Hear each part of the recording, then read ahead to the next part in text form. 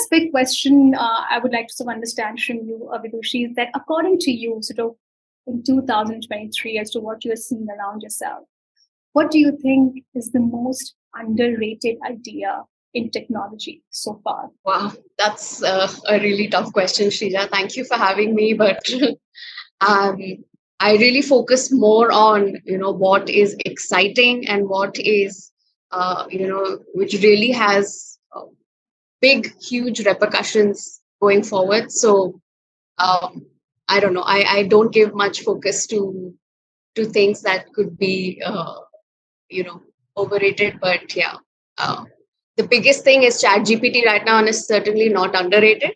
It is a huge leap forward. It is, people are really excited by it, and they're coming up with a lot of intelligent applications on how we can really benefit it, how we can push forward the envelope and bring the next level of change. So, yeah, I only look at things that are headlines. Okay, so Himanshu, Vidushi had very conveniently ducked the sort of question very smartly, saying that I'm passing the ball over to Himanshu. We'll not talk about the underrated stuff. And she actually changed my question to overrated. But I think we flipped to the original question. According to you, what do you think is the most underrated idea when it comes to technology? And let's talk in the context of 2023. I think again my answer is going to be similar to what Vidushi said. Not sure if it is underrated. I mean, it is not underrated, but the advent and evolution of AI and the way ChatGPT has taken over various industries across the world.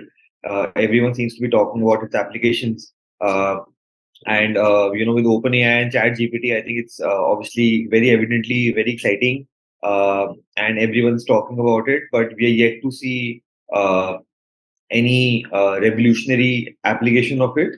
So I think that is going to be very exciting moving forward in 2023 and years to come.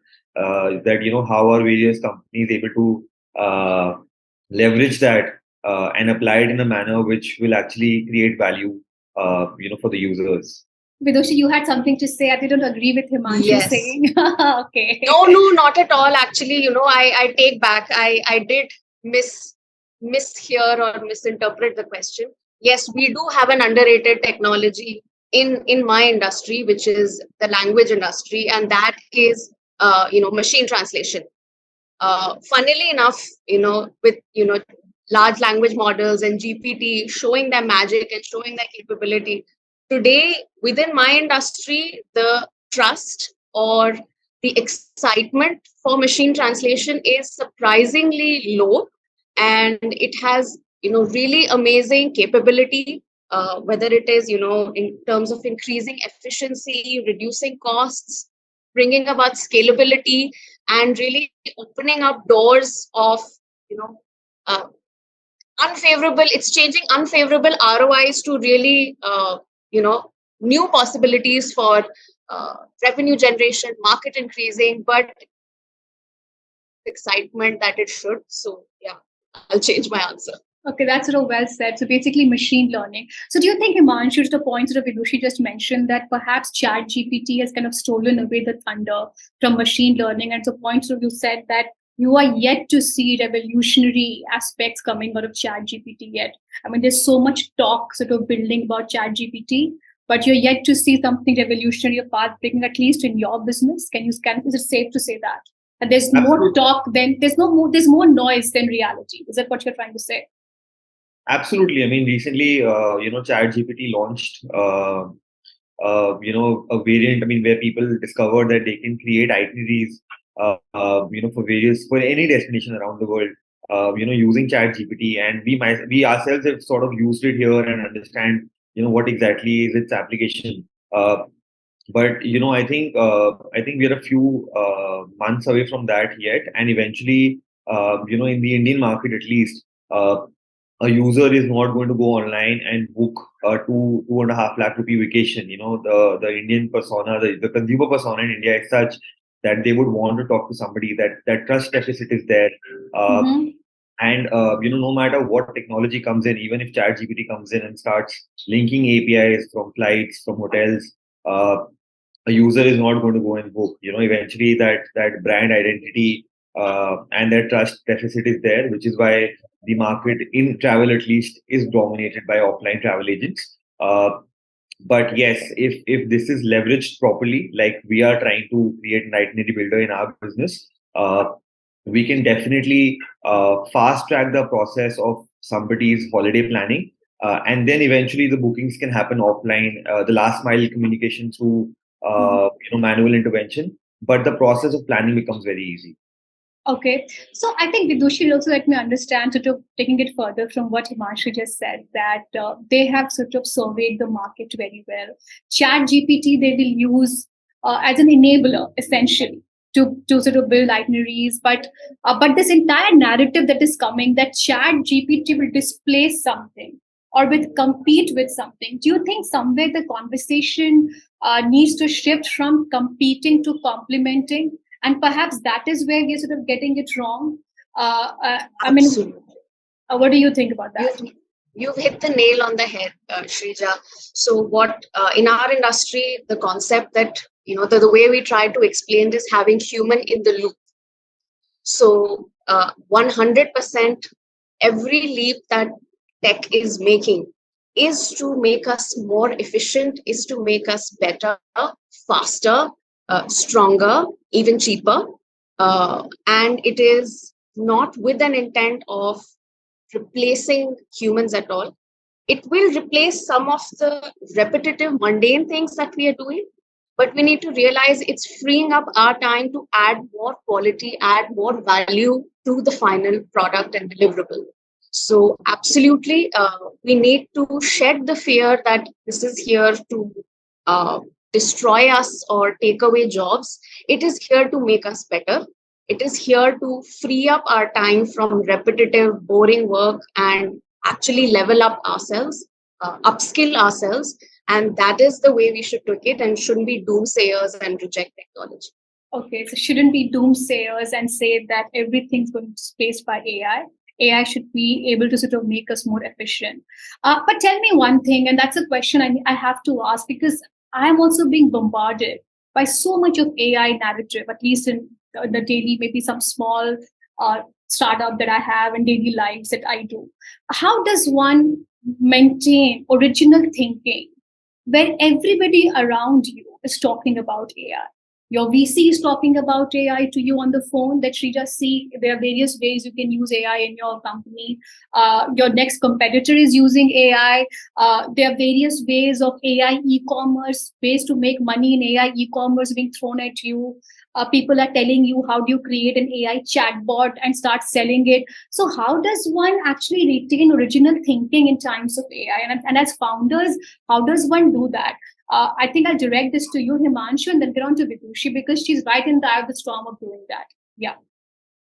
No, absolutely. Look, like you said, the VCs and various investors are often, asking you that this is the new thing that is coming up. How are you going to either compete with that or sort of leverage this in your own business? But eventually, you need to practically think, what are your users going to use? No point in building a fancy AI chatbot when you know that your users are not going to spend that 1 minute chatting with you on that. So, I think eventually it's about keeping your users interest in mind and understanding practically as to what are they going to use. And then obviously from a business standpoint, you need to build something which is sustainable, which is profitable. And that is also something which VC spoke of, post COVID. And I think that is what, our focus became. Obviously, we are spending on technology as well. We are sort of investing and we are trying to incorporate and adapt with the moving and a dynamic world. But I think eventually it's about building a business with strong fundamentals, knowing your customer and doing what they want, delivering what your user wants. It's really that simple.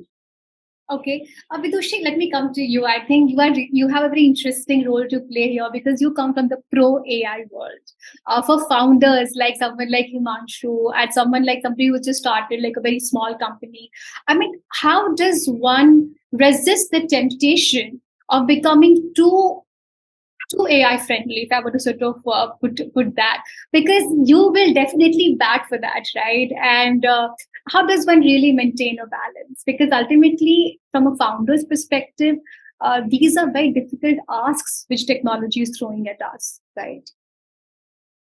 I think the fundamentals don't change at all. I agree with Himanshu to a very large extent. Just because AI is there does not mean you start using it. You use what works for you, you use what enhances value for you, and don't get caught up in the hype. So I'll give you a simple example. There was an international conference going on again in the translation and localization world, where everyone is again talking about ChatGPT and how can we use it. And the speaker there said that a lot of people are coming and asking me that it's not doing very well in translations for Indian languages. Uh, how can I really use it? Simple answer. If it's not working, don't use it. Use your normal machine translation, which is giving you the results. That is what is adding value, right? Just because ChatGPT there does not mean you have to force fit it somewhere. You have to pick and choose solutions that are adding value to your business. They're either reducing the time in which you're doing something, or reducing the cost significantly, or helping you become more scalable. Don't get caught up in the hype. Absolutely. That's sort of well said. Don't get caught up in the hype. But Himanshu, tell me, like you said, that you come across being somebody who is singularly focused. Because whenever I talk to you, I get a sense that you are more confident in things which you will not do, you don't want to do. From where does that confidence stem?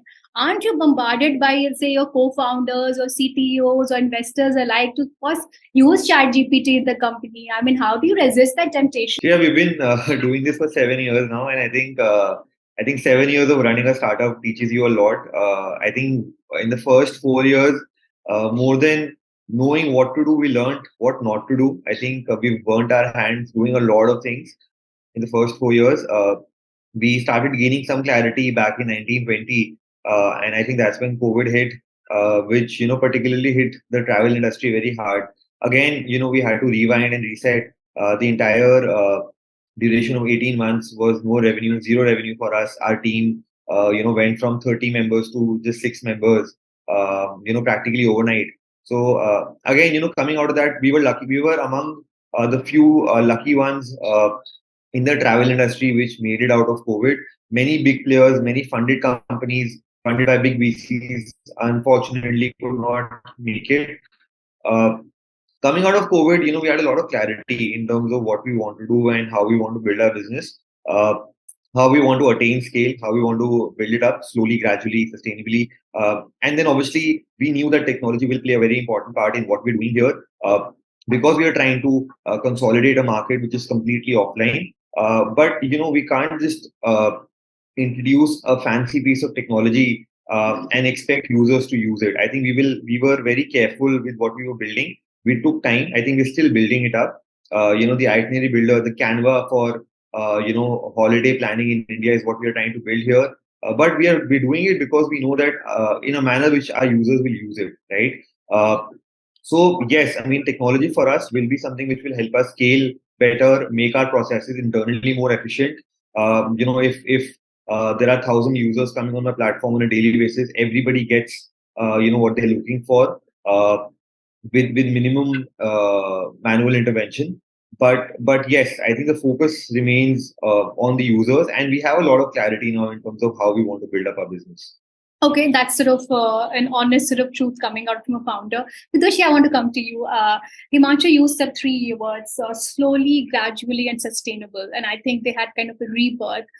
Very difficult situation for a startup to go from 30 members to 6 members, just because of virtue of the industry they were in. Practically everything was shut, the human contact, and even the travel industry. I want to understand from you, Vidushi, as somebody who is building a profitable enterprise and what you are doing, you're growing well. Do you think slow, gradual, and sustainable one can afford to have as a mantra in 2023? I mean, I'm especially at a time, and please keep in mind the kind of noises we are hearing on a daily basis. Well, I think even VC sentiment is changing now. The questions that they're asking is not how many users, how much traffic, but how much money are you generating? Are you profitable? When can you become profitable? The last few years were all about quick scaling, putting in a lot of money, having huge cash burns, and then trying to use that to increase traffic. Profits are coming, not coming. What is the horizon? What is the timeline? There was no focus. But even the VC community is now understanding that those metrics were sort of somewhere misplaced. Profitability is something that you just cannot, defer forever. It is something that you need to have in mind, a predictable timeline as to when you're going to be, and that requires sustainability. So all of those metrics, which people were raising the alarms even then, that this kind of scalability, this kind of growth, this kind of cash burn, how long can it last? But today, now the sentiment is changing. I think even slow is relative. So I'm sure with the kind of growth even Himanshu's having, what you and I may consider slow, maybe like 3x or 4x of that. But definitely sustainability is and profitability is something that is coming back into focus, thankfully. Okay. Himanshu, when you said slow, sustainable, and gradual, and you also said about building a Canva kind of model for Deyor, can you please expand a little more on that? If you were to give me 3 key things that you are most excited about as 2023 builds out from a company perspective, what would that be? And I will also like to understand from Vidushi the similar thing for Process9. Yes, Himanshu. So let me tell you exactly what we are trying to build here. I think in India, in the travel space, there are a lot of companies in different domains. If you wish to book a flight, you would go to a Make My Trip or a GoIbibo. Similarly, for hotels, you would go to a Booking or Make My Trip and other such platforms.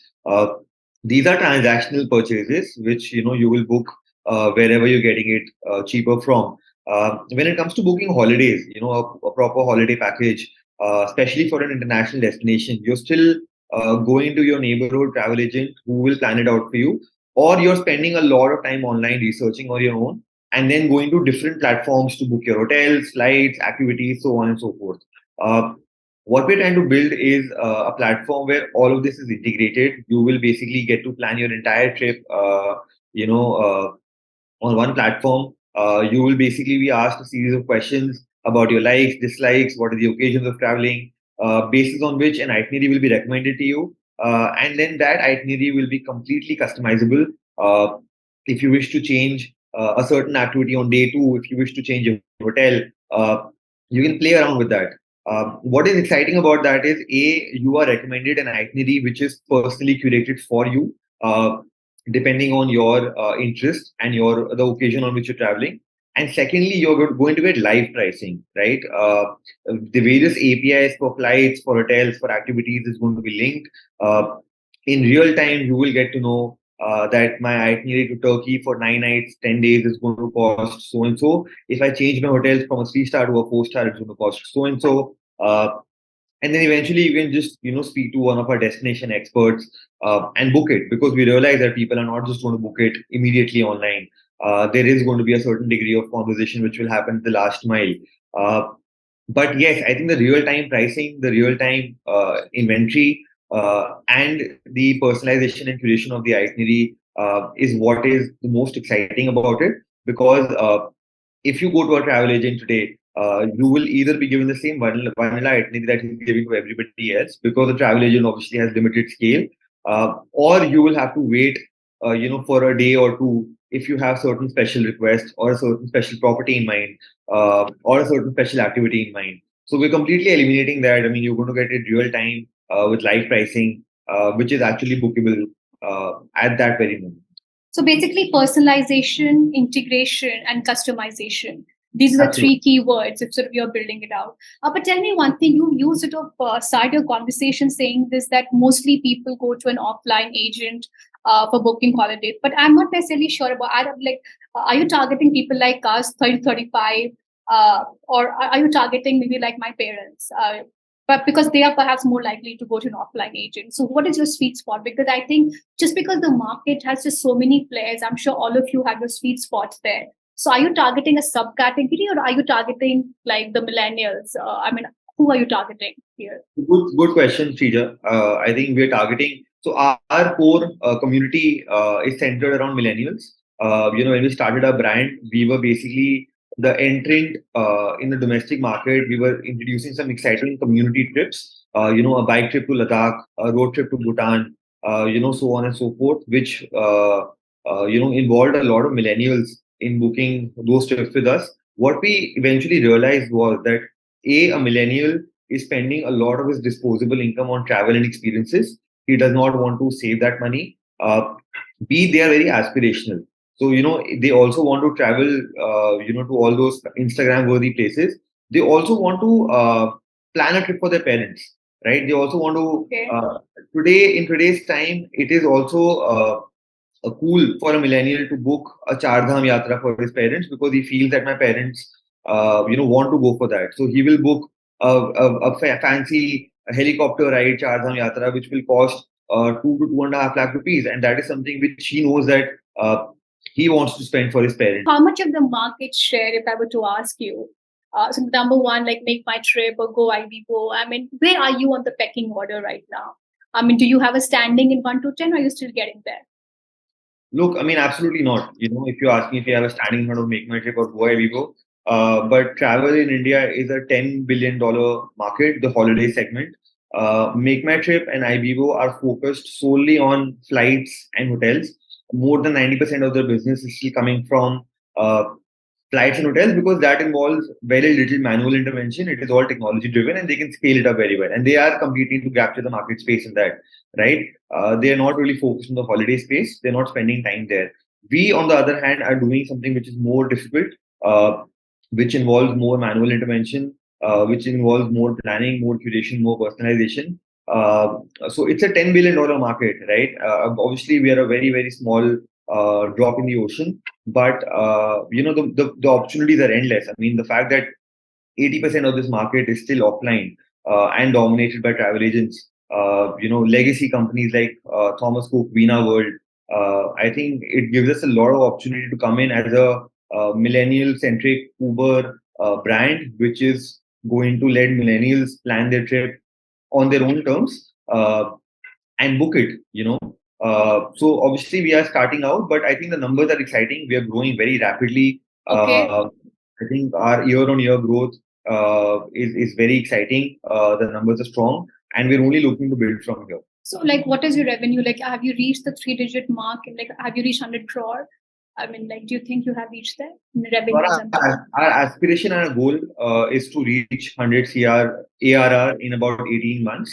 Right now, we are doing about 2 to 2.5 CR of monthly business, which translates into roughly 30 CR of ARR. We are a 40-member team right now, 40 to 45 members. So I think in 18 months, we want to become a 120-member team with 100 CR ARR, and we feel that we are on track to get there. Yeah, I think Himanshu, you really come across being somebody who's very execution focused and more importantly knows what not to do than what to do. And I think that is something which is a very differentiating factor from a host of founders that I've seen who kind of get caught in the hype, the way Vidushi said. But I also must tell you that of my time of seeing businesses, you are in a difficult category. The category seems to be difficult, and we have sort of seen what happened with Yatra also.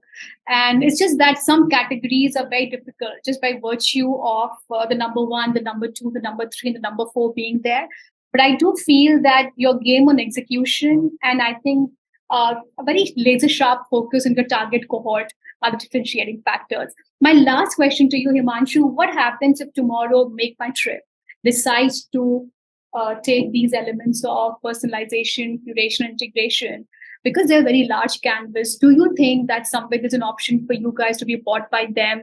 Or I mean, how are you thinking about building this business of yours? What is the viewpoint here? See, if Make My Trip tomorrow decides to do this, that will be great for us because that is going to be a massive validation, right? That means that even Make My Trip feels that this is a space big enough to get into. They feel that the market is growing and we need to capture that. We haven't, as founders, Chirag and I both haven't even thought of an acquisition or a merger at this moment. Although we do feel that with their resources, obviously, what we're trying to build will speed up. But I think the focus right now is building it up, like I said, sustainably and profitably on our own terms and see what the future holds for us. But yes, if a Make My Trip or an Ease My Trip gets into this space, that will be a huge validation, for us and for what we're trying to build here within the travel. Hope Deep of Make My Trip is listening to this. Great. So I think, Vidushi, I'll come to you now. And I think we spent some time understanding about Himanshu's business. Now you tell me, I mean, you are going through very interesting time. Perhaps the inflection point for your industry seems to be right now, post-COVID, right? I think was a blessing for you. So how is the business doing? Himanshu had a bit of a rebirth post-COVID. And how has the business been for you? And please be candid. While you talk about the opportunities, also talk about the challenges. Yes. We were one of the few industries where COVID was a blessing in disguise for a few reasons. So the problem that we are tackling is enabling languages on the internet. Even though we live in a world where English is not, the largest spoken language, but when we come online in the digital space, pretty much everything is being built and run in English.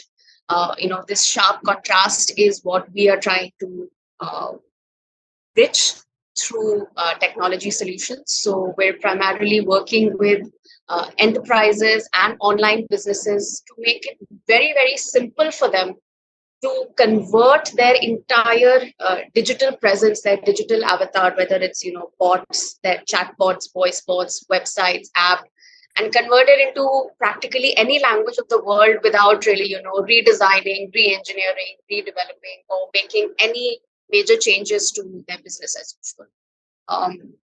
COVID had everyone cooped inside their homes and not moving out, and that's when digital really exploded. Digital commerce exploded, and that has started a chain of reactions that even today, while those businesses who are already digital are sort of a step ahead, but every business is talking about becoming more digital and less offline.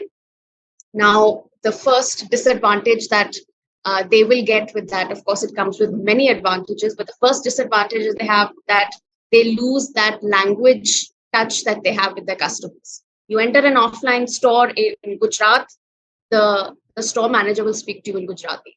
You enter in Chennai, you can interact in Tamil, but your website is only speaking English. So businesses are losing out on telling basic information about their product, their offers, their value propositions to their customers because they're speaking English and the customer is speaking in another language. So that's essentially the gap that we are filling and making it affordable, quick, and easy to really speak any language of the world. So this is, and because of COVID now, things are looking up. People are, reaching out more and saying, this is what I want to do with language. Is it possible? Can you do it for me? And, more of our conversations are being like, you dream, you tell us what you want to do and we'll make it happen. But Vidushi, what I'm trying to say is that what you are doing, there are a lot of other companies which are also tackling the same problem. Because I know I've spoken to a few of them. And the issue comes of dialect. Like what you said, Tamil and Malayalam is there. But within the language, India has a further problem of getting into dialects, right? So how are you sort of tackling some of those? Because you said that we want to displace a person going into a Gujarati store. But if you go deep into Gujarat, it's the different kind of Gujarati speaking on the eastern side or western side. I'm not necessarily sure the displacement can ever happen. Maybe it could be complementary. But do you think the displacement can happen? So absolutely, Shrija. See, it has to be a gradual process. From absolute English, if you're able to go to, in Hindi, in schools, if you remember what we study was Manak Hindi or Manak Vyakaran, which is a standard level of Hindi. Now, of course, different cities of different states will also speak a different version of Hindi. So step number one would be at least first moving from English to Hindi, to standard Hindi. And then after that, hyper-localization will also happen. Now, you can take that. I mean, the same example goes for English also. There is not one English that is spoken around the world. Yeah. First, the problem was to get everyone on the baseline. Then you move to, American and British English, and then, further different Englishes. So it's just, a factor of time. the dialect problem today seems like a very big problem to solve, but with enough time, enough data collection, and businesses putting in that focus that, yes, this is a problem that I want to solve. See, for us, we are problem solvers. You ask us to find a solution, you ask us to make the investment, and we can do it.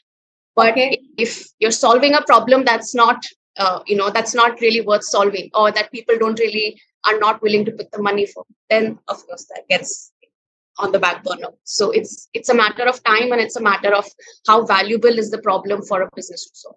Okay, so Vidushi, are you a SaaS business? Are you providing affordable language solution as a SaaS model, as a service Absolutely. model to various companies? That's what you're trying Absolutely. to become?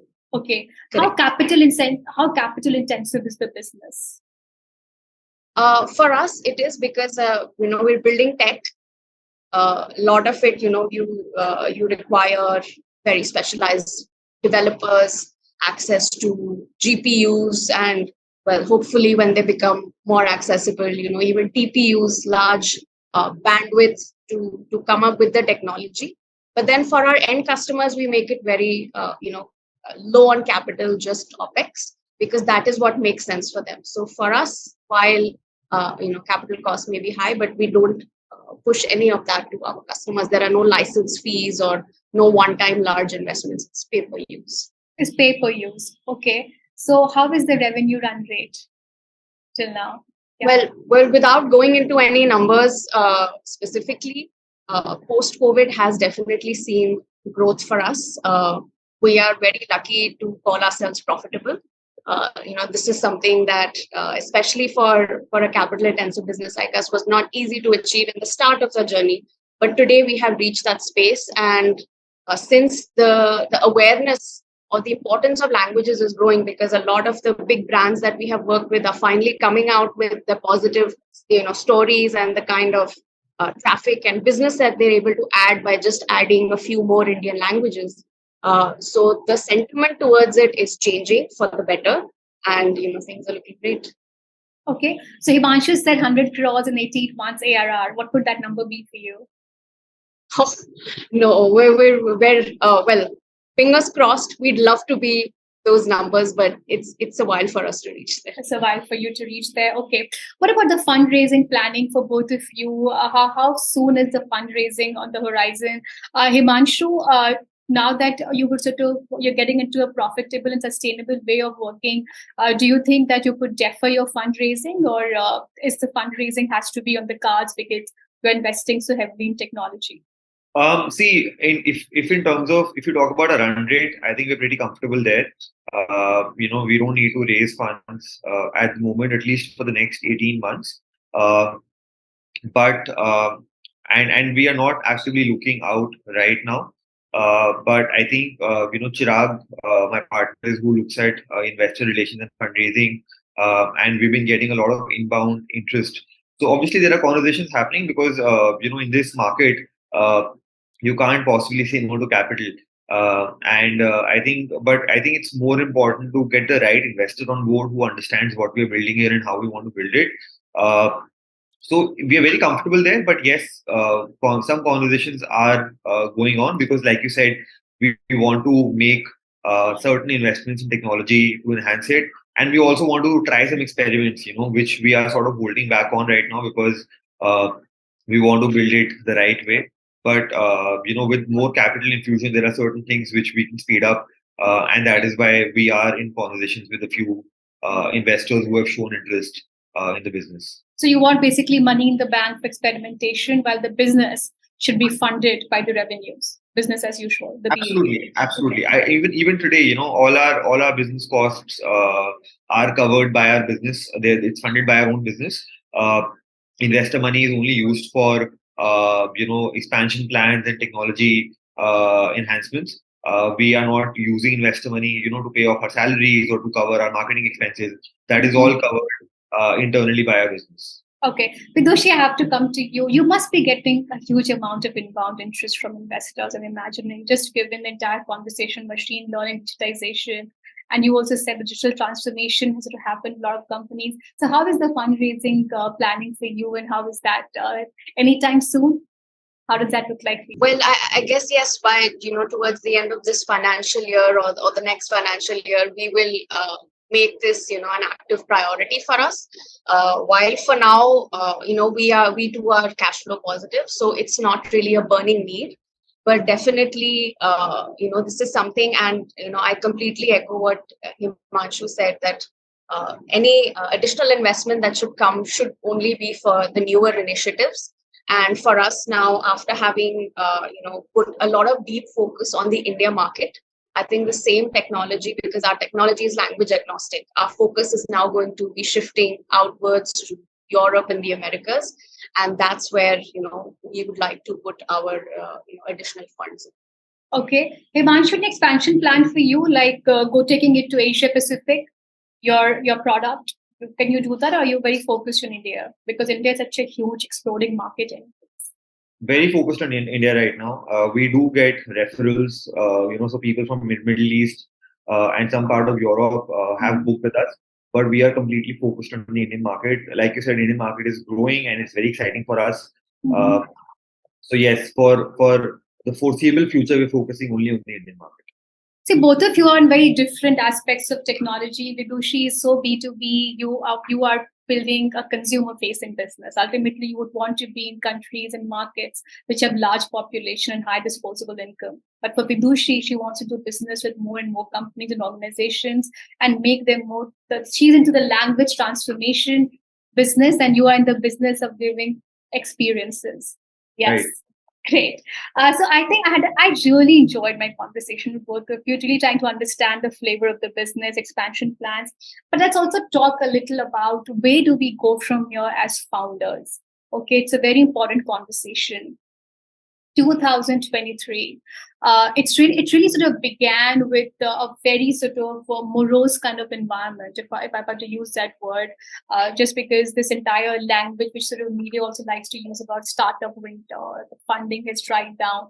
And in fact, looks like the way we are in the cycle right now, liquidity is going to become drier than martini, really. I mean, with what sort of we're hearing from the Fed. So as founders, how does one retain sanity?